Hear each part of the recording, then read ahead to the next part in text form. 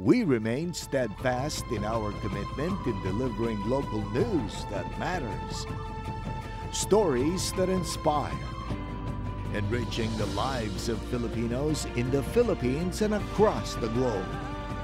This is your GMA Regional TV. Buong puso para sa Pilipino.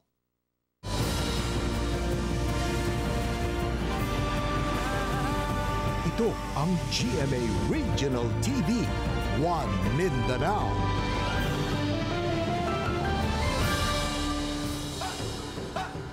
Mayong hapon Mindanao, kini ang GMA Regional TV One Mindanao. Hatod namo ang pinakadagog pinakauling balita sa Mindanao. Ako si Sara Hilomen Velasco, live gikan dinhi sa GMA Davao Complex.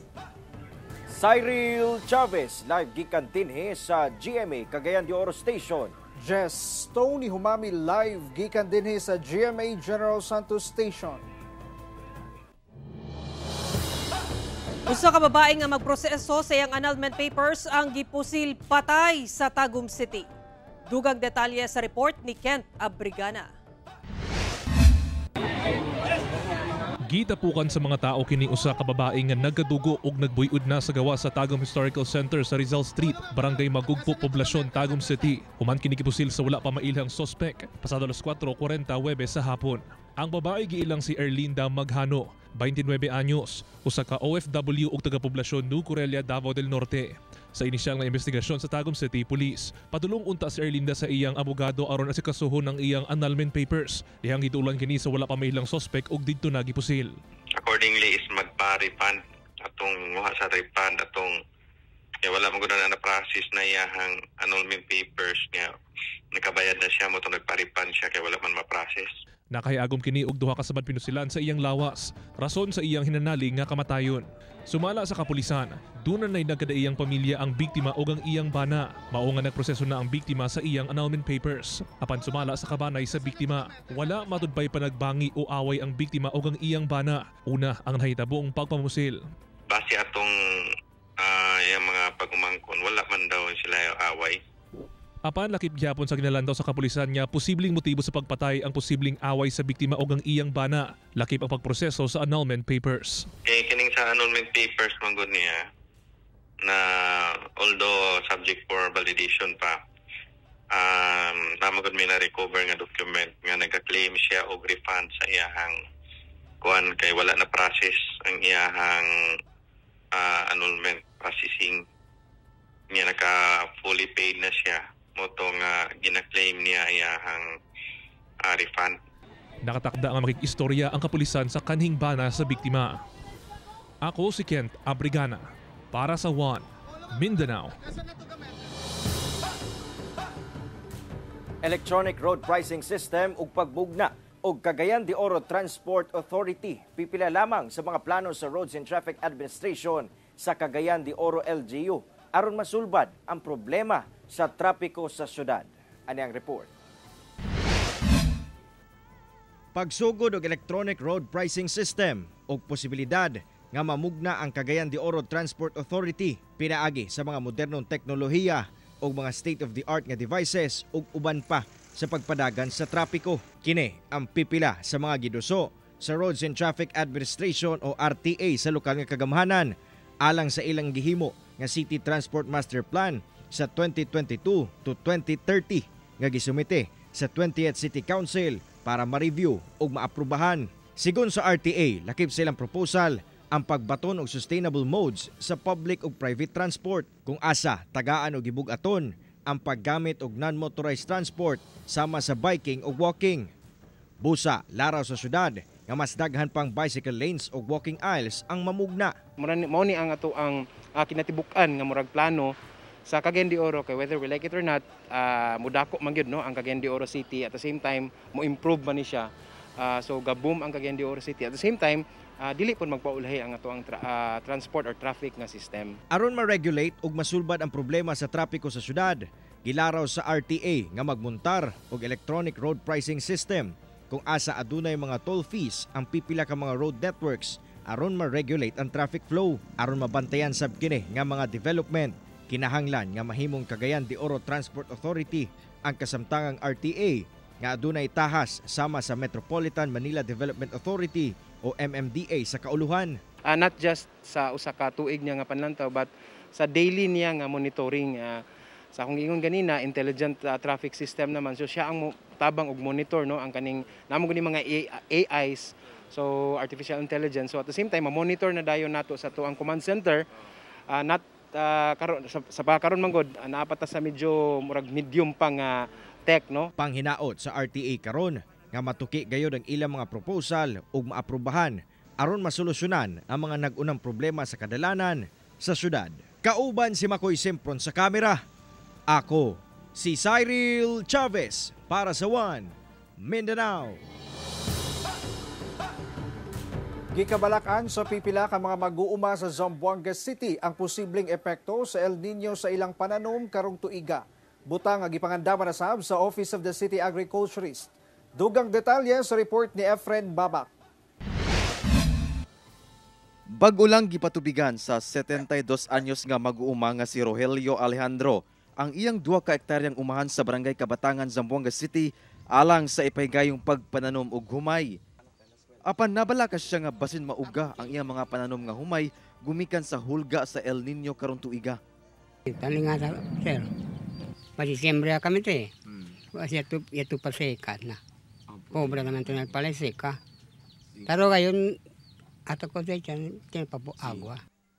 Apan matod sa Office of the City Agriculturist, doon na sila'y mitigating plan aron batukan ang posibleng epekto sa El Nino nga sumala sa pag-asa mulungtad gikan first hangtod second quarter karong tuiga.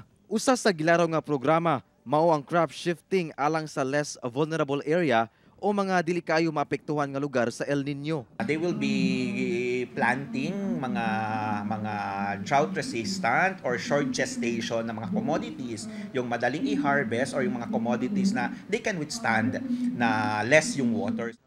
Samtang gilaraw sab sa buhatan nga mugahin og pondo alang sa mga mag-uuma nga anaa sa highly vulnerable areas nga dili na gayud katanom gumikan sa kakulangon sa supply sa tubig sama sa Sitio Manga sa Barangay Bolong. Kini pinaagi sa mga cash assistance o cash for work program ug uban pa. Hinuon sa karon paigo pa ang supply sa tubig sa mga umahan sa unom ka mga agricultural field office sa Zamboanga City. And even this year, as part of our preparatory activity, our field offices are mandated to do weekly monitoring on areas to be affected, on water level monitoring sa mga dams natin. But as of last Friday, all our dams in the city are still on the normal to abundant level.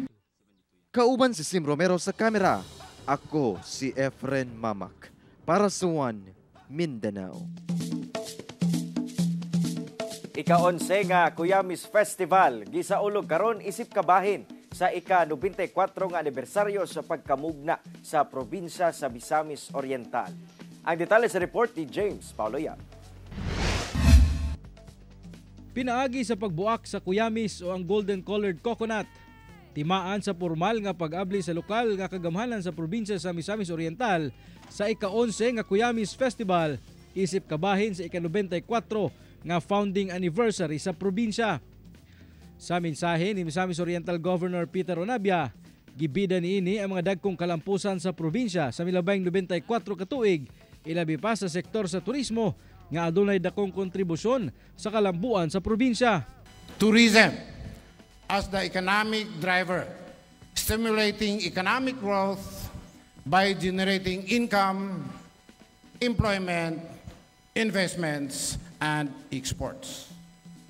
We continuously promote agri-tourism and introduce the province to the national festival scene. Daghan ang mga aktibidad nga giandam ang probinsya alang sa Cuyamis Festival.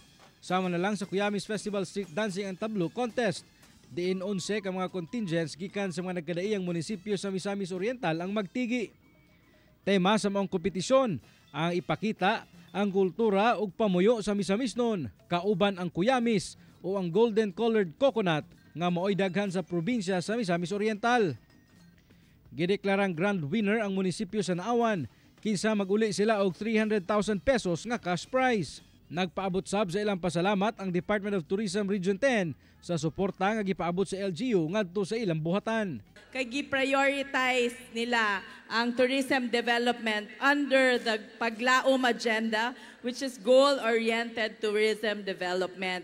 Maoning nagpave the way sa atong Misamis Oriental to be known throughout the country. Pinaagi sa atong different activities ang atong Misamis Oriental Tourism Circuits. Samtang nimbaguhay lang gikoronahan sab ang ika-11 nga Miss Cuyamis sa Misamis Oriental nga si Christine Jane Sarsalejo nga gikan sa munisipyo sa Medina.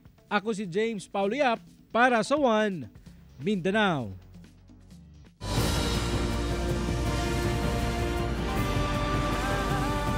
Ito ang GMA Regional TV, One Mindanao.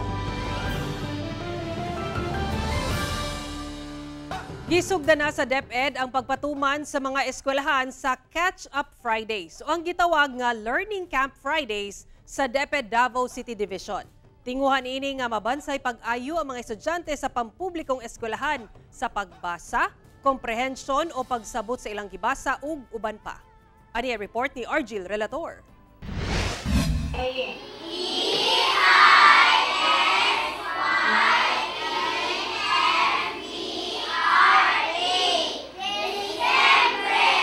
Sa spelling ug pagbasa nakatutok ang pagtudlo ni Teacher Edna Fe sa iyang grade 3 pupils karong adlaw sa Takunan Elementary School sa Davao City. Kini ang iyang unang aktibidad alang sa unang adlaw sa pagpatuman sa Catch-Up Fridays sa DepEd o ang ginatawag nga Learning Camp Fridays sa DepEd Davao City Division. Mas okay magud siya sir na kanang ang ikabalo siya mo spelling and then after maguna na ibaybay nimo and then ang magpaghuman sa spelling sa bata ato siya ipabasa sa ilaha. Sabayang pagbasa sab ang himo sa pika section.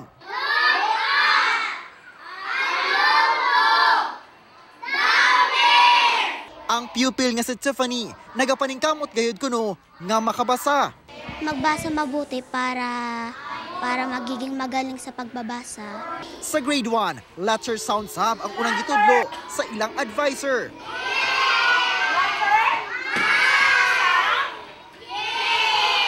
Ang aim ani matabangan sila sa ilahang pagbasa of course ug sa kanang dilang pagbasa sa numeracy.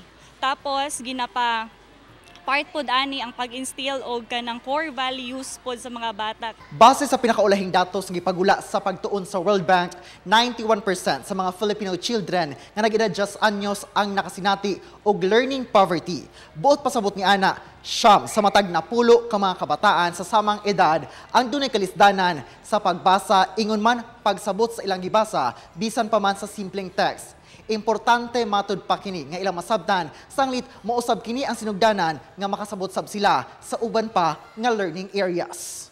Subay sa kamanduan sa Department of Education ang matag Biyernes igahin alang sa Catch-Up Fridays sa tanang pampublikong elementary ug secondary schools lakip ang community learning centers sa tibuok nasod.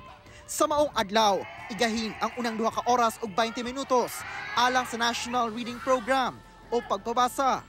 Samtang ang mosunod nga 2 ka oras ug 20 minutos kay igahin alang sa values, health ug peace education lakip ang homeroom guidance program.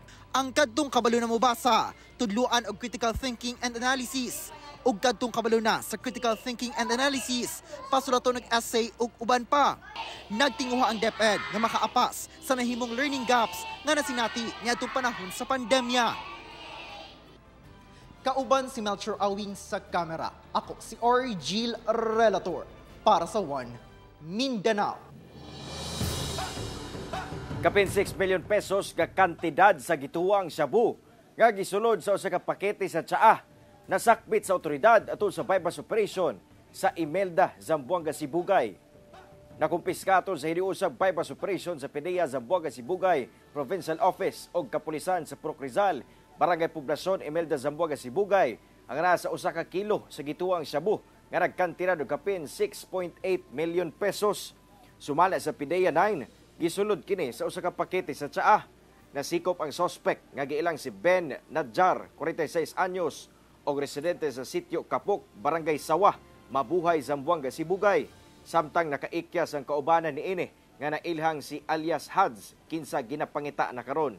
Dugay na matud pang ginasuta sa kapulisan ang dinakpan kabag atubang og kasong paglapas sa Republic Act 9165 o Comprehensive Dangerous Drugs Act. Tulo ka miyembro sa New People's Army ang misurrender sa kasundaluhan sa Surigao del Sur. Misurrender kining tulo ka mga miyembro sa New People's Army ngadto sa 3rd Special Forces Battalion sa Barangay Lianga, Surigao del Sur niadtong milabayng Sabado. Gila mga kaning rebelde nga sila si Alberto Panyabe, Brian Bulaga ug John Mar Rivas. Ang mga individual kanhi nga naga-operate sa mga lugar sa Prosperidad, Agusan del Sur ug Lianga, Surigao del Sur. Ilawom sa Sub-Regional Committee Southland of Northeastern Mindanao Regional Committee. Gisurrender usab nila ang ilang mga dala nga armas ug mga bala. Ang tulo ka mga misurrender nakatakda nga enroll sa benefit program sa gobyerno ilawom sa National Task Force to End Local Communist Armed Conflict kon NTF-ELCAC. Para ang pagawag sa kasundaluhan sa mga nahibilin pa nga miyembro sa rebeldeng kalihukan nga mubalik na sa sabakan sa gobyerno. Giday gang usa ka inahan nga pulis sa Trento, Agusan del Sur dihang gipa breastfeed niini ang baby sa usa ka inahan nga dunay giatiman sa ilang police station. Ato siyang ilaylahon sa report ni Kent Abrigana.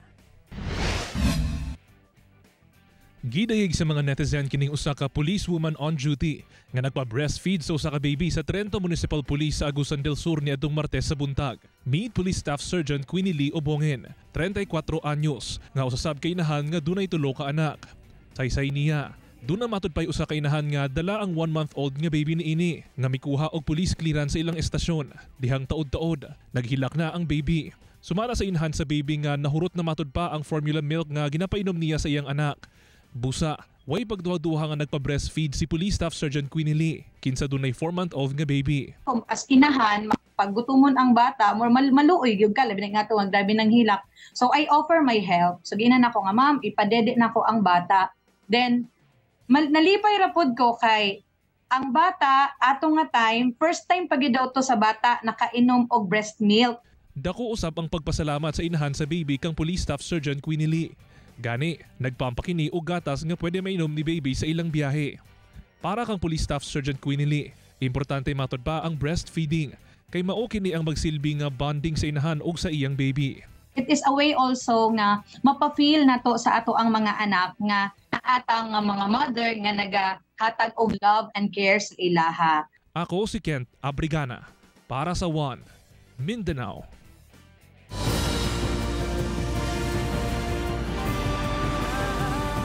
Ito ang GMA Regional TV, One Mindanao. Human ikapila na delatar, operational na ang Davao City Bulk Water Supply Project. Busa malaumon ang Davao City Water District nga pinaagi niini, mapalambo pa nila ang ilang pagserbisyo ngadto sa mga konsumante. Ani ang report ni John D. Esteban. Usa ni Purok 35, Kilometer 12, Sagrada Familia, Barangay Indangan sa Davao City sa mga ginaserbisyuhan sa Davao City Water District. Pero, dili kanunay ang agas. Ang residenteng si Patricia, sayo mo mata sa buntag kay magpundo og tubig. Kay mukalit rag kawala ang agas sa tubig. Usahay, nag-aagas siya, usahay pod wala. Pero kung mag-agas man siya, kadlawon na siya. Tapos mahunong rapod na siya pagkaudto. Pero mas daghan jud ang days na dili mag-agas ang tubig mo na makapalit ang mga tao diri og dumoy na tubig. Hinuon gilaumang ma-improve sa DCWD ang supply sa tubig sa ilahang lugar o gubang area labi na sa 2nd District karong nag-operate na ang Davao City Bulk Water Supply Project. Human ikapila na delatar. Niadtong June 2023 dapat kining mag-fully operate. Sumala sa Apo Agua Infrastruktura, nagsugod ang operasyon ni adtong December 1, 2023. Ang tinubdan sa tubig kuhaon sa Panigan, Tamugan River. Based on the data, there is around 600 and up million liters of water on the stream flow daily. We are only diverting roughly on average 40 to 50% of the stream flow, which is allowed by the National Water Resources Board. So any excess water also from our desander will flow back to the Tamugan River. Apo Agua will be delivering water to 5 of our water supply systems. So that includes Kalinan, Tugbo, Riverside, Dumoy, Panakan, and Kabantian water supply system. You cover portion of District 3, a portion of District 1, and majority of District 2. Sa 182 kabarangay sa Davao City, 117 ang giserbisyuhan sa Davao City Water District. Karong fully operational na ang Davao City Bulk Water Supply, gilaumang mas madugangan pa ang ilahang maserbisyuhan. Sukad niadtong Enero 1, nagsugod na og dawat og bag-ong service connection ang DCWD. Lakip na diha ang tanang area nga giserbisyuhan sa Panakan, Kabantian ug Dumay Water Supply System. As a water utility, we would really try to make sure that there is always available water. But also as a water utility, kay buhi man ang ato ang operation, there will still be water service interruption, both emergency and scheduled. Gipasabot sab sa Apo Agua kung nganong nadugay ang operasyon sa proyekto. To fast track ang construction and the operations, we had to do in parallel especially yung testing and commissioning without compromising the structural integrity ng atong mga facilities. At the same time, katong water quality. That is a crucial process and we do not want to shortcut. Ang Davao City Bulk Water Supply Project gigahinan og kapin 13 billion pesos nga budget. Kauban si Jojo Solarte sa kamera, o si Jandy Esteban para sa One Mindanao. Ibana-banaan nga nasa kapin 27 billion pesos nga kantidad sa gituhang shabu ang nakumpiska gikan sa upat ka mga individual atul sa buy-bust operation sa Zamboanga City. Dugang detalye sa report ni Efren Mama. Dakpan ang upat ka individual atol sa gipaygayong joint operations Talipideya Zamboanga City Office ug Zamboanga City Police Office sa Purok 11 Acacia, Barangay Kalarian, Zamboanga City. Sa maong mga sospek, adunay magtiayon nga giila nga sila Nadsnar Abdul, 38 anyos, taga Tawi-Tawi, ug asawa nga si Noraline Abdul, 38 anyos nga taga Barangay Kalarian, Zamboanga City. Samtang ang duwa nila ka kaubanan giila nga sila Wajil Hala, 31 anyos taga Tawi-Tawi ug si Ben Basaludin, 33 anyos taga Holosulu. Matud sa PIDEA Region 9, posibleng naggikan sa probinsya sa Tawi-Tawi ang mga illegal nga droga. Actually sir, meron tayong mga intelligence surveillance na ginagawa dito po sa mga drug personalities na nare-report na may mga illegal drug transactions. Kung titingnan natin sir, kasi sa amin sa region, ang Tawi-Tawi ay isa sa mga source ng illegal drugs na pumapasok sa Zamboanga City at sa ibang nearby provinces. Atol sa operasyon, anaa sa 4 ka kilo sa gituhuang shabu nga gibana-bana ang kandidat sa kapin 27.2 million pesos ang nasakmit sa otoridad. Sa 4 na kilong shabu sir, kapag hindi po natin ito naagapan or hindi po natin ito na nasakote kaagad, kapag na-distribute po ito sa grounds o kaya sa grassroots level sa ating mga barangays, sigurado po ako na maraming buhay ang masisira. Gisulayan og kuha sa GMA Regional TV 1 Mindanao ang kabahin sa mga sospek. Apan, wala una gitugutan sa kapulisan sanglit ipaubos pa sila sa interrogation. Ang magtiayon nga sospek, balog na sa prisuan sa Zamboanga City Police, samtang ang uban, anaa sa prisuan sa Police Station 8 Sinunok. Posibleng mag-atubang sila og kaso kalabot sa paglapas sa Republic Act 9165 kon Comprehensive Dangerous Drugs Act. Kauban si Sim Romero sa kamera, ako si Efren Mamak. Para sa One Mindanao. Patong-patong nga kaso ang atubangon sa duha ka mga individual nga nagpakaaron ingnong mga sundalo sa Davao City.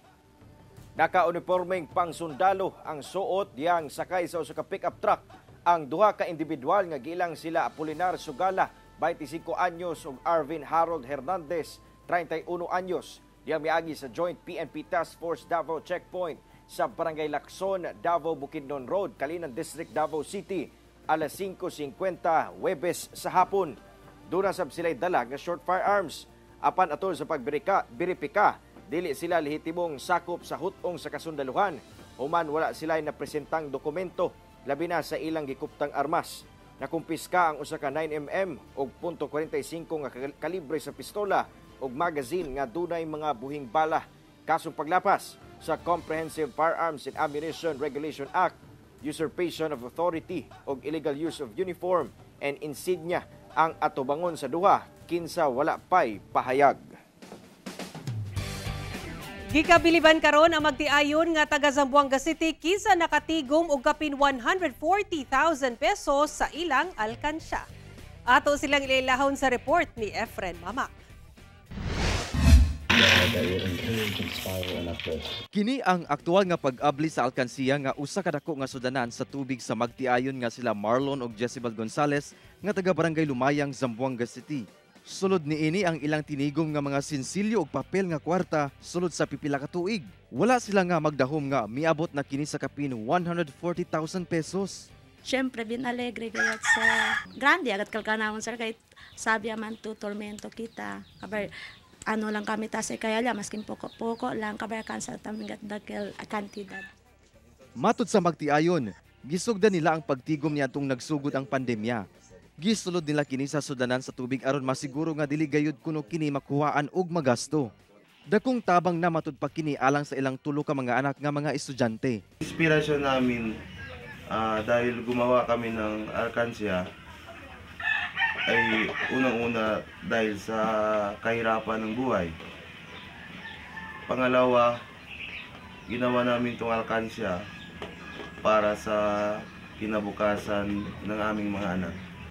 Mensahe nila sa mga buot sab magtigom. Sige daw tamin sila ko sa kami ase. Basta daw tamin sila man ang sinalkansiya maskin poko-poko. Kauban si Sim Romero sa kamera. Ako si Efren Mamak. Para sa One Mindanao. Ang gikahinamang TV comeback ni Ultimate Star Jeneline Mercado mahitabo na sa Lunes, January 15, pinaagi sa newest GMA drama series nga Love, Die, Repeat. Istorya kini sa magtiayon nga nabulag sa kamatayon ug paunsa sila magkauban pagbalik pinaagi sa time loop. Apan ang kinabuhi ni Angela kansang papel gidala ni Jeneline magbalik-balik lang sa pait nga kasinatian dihang namatay iyang bana nga si Bernard nga nadisgrasya sa sakyanan. Ang Love, Die, Repeat ang bagong GMA drama series nga mausay TV comeback ni Jeneline. Kauban ang in-demand leading man nga si Sian Lim nga modala sa papel ni Bernard. Paunsa kaha makalingkawas niini si Angela o mapuno lang ba sa pait nga kasinatian ang iyang kinabuhi matag adlaw? Kanang atong atangan sugod sa Lunes, January 15, Lunes hangtod Biyernes 8:50 PM pagkahuman sa Black Rider. Mao kadto ang mga ulahing balita sa Mindanao karong adlaw. Mamahimo ninyo kinig makita pag-usab pinaagi sa pagbisita sa official website sa GMA Regional TV o bisitaha ang among official YouTube channel o i-click ang subscribe button para sa pinakaulahing balita. Daghang salamat sa itong mga kapuso sa Mindanao. Ganagalantaw kanamo ug sa itong mga kapuso abroad. Panayin lang sa pagtutok sa mga lokal nga balita matag adlaw tungod sa GMA Regional TV. Local News Matters. Kami ang GMA Regional TV 1 Mindanao. Tibok pwersa para sa mas dakong misyon ug mas halapad nga pagserbisyo sa nasod. Happy weekend mga kapuso!